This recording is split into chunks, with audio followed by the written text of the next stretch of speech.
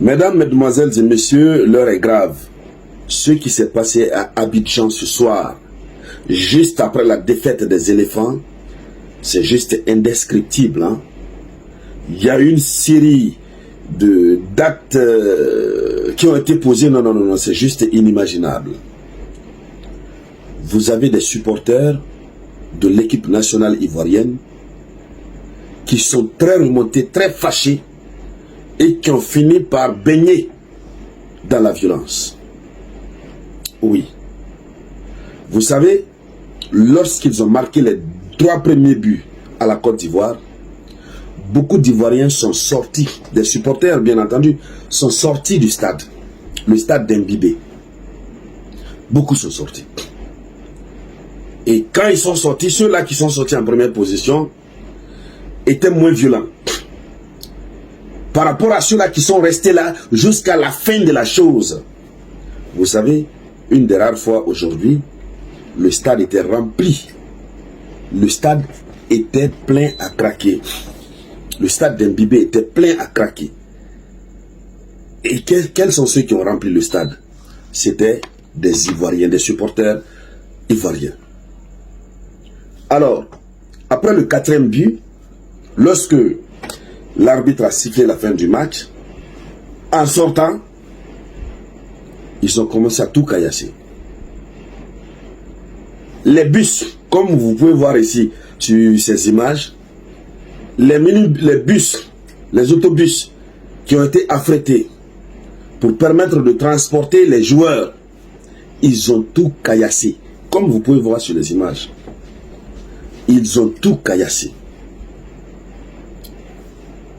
Les joueurs, la sortie des joueurs du stade, ça n'a pas été chose facile.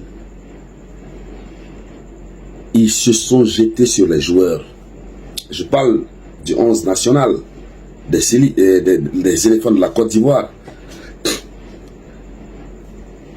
L'un des joueurs qu'on appelle Cassier, ils ont jeté une bouteille.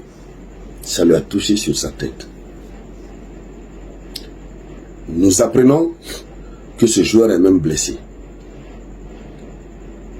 Donc, ça ne va pas. Ça ne va vraiment pas. Les supporters ivoiriens, ceux qui sont sur les réseaux sociaux, les influenceurs et autres, utilisent une technique pour calmer les gens. Eux, ils font comme si ça ne les avait pas fait mal. Même si ça les a fait mal, mais c'est pas trop. Mais par contre, vous avez ces autres, n'est-ce pas, Ivoiriens. Non, eux, ils ne sont pas dans des tournures. Ils sont mécontents. D'abord, ils disent que c'est une humiliation. Évidemment, c'est vrai. Puisque la défaite, oui, c'est amer. Mais l'humiliation, 4 buts à 0, 4 buts à 0, ça c'est trop quand même. Donc les gens sont remontés. Et puis ce qui fait très mal, c'est que la Côte d'Ivoire est le premier pays à quitter la CAN. Pays organisateur.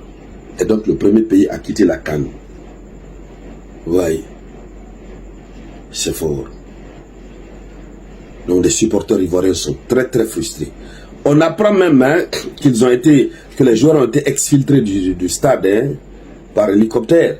Là, je ne peux pas confirmer cette information, mais nous apprenons que leurs bus ont été caillassés, qu'ils ont été exfiltrés du stade par hélicoptère de l'armée. Mais cette information, je ne la confirme pas, je ne l'infirme pas. Mais ce qui reste clair, c'est très chaud en Côte d'Ivoire ce soir.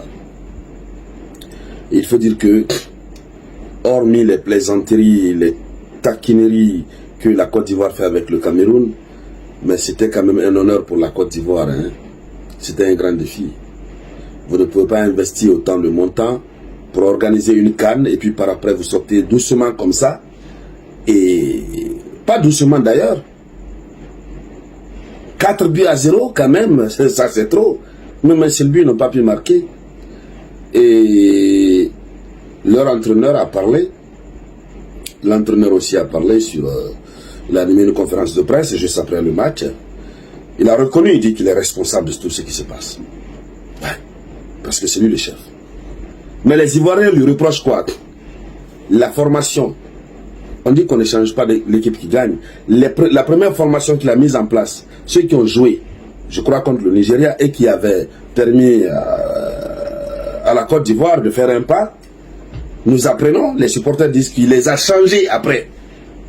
Il les a carrément changés. Il a envoyé autre formation. Voici les résultats. Selon les supporters. Donc en tout cas, ça ne va pas. Et tout ça, c'est désolant. Moi, je dirais à mes frères de la Côte d'Ivoire de baisser le cœur. C'est le football, c'est vrai, c'est très passionnant. C'était une question d'honneur. Mais le problème de la Côte d'Ivoire, vous connaissez, c'est le président Alassane Dramane Ouattara. Dieu ne voulait pas. Voilà. Ce que lui, il a voulu faire subir au Niger, ce qu'il veut faire subir au Burkina et au Mali, Dieu lui fait subir ça. Devant Dieu, devant les hommes et devant l'histoire. C'est tout. C'est pourquoi vous l'avez vu très calme comme ça aujourd'hui. Il n'est pas dans sa peau. Ça fait mal quand même.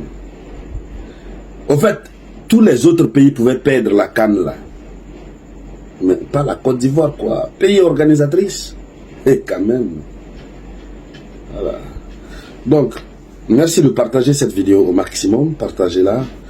Et à tout à l'heure pour une nouvelle vidéoconférence. C'était la voix de l'unique samouraï.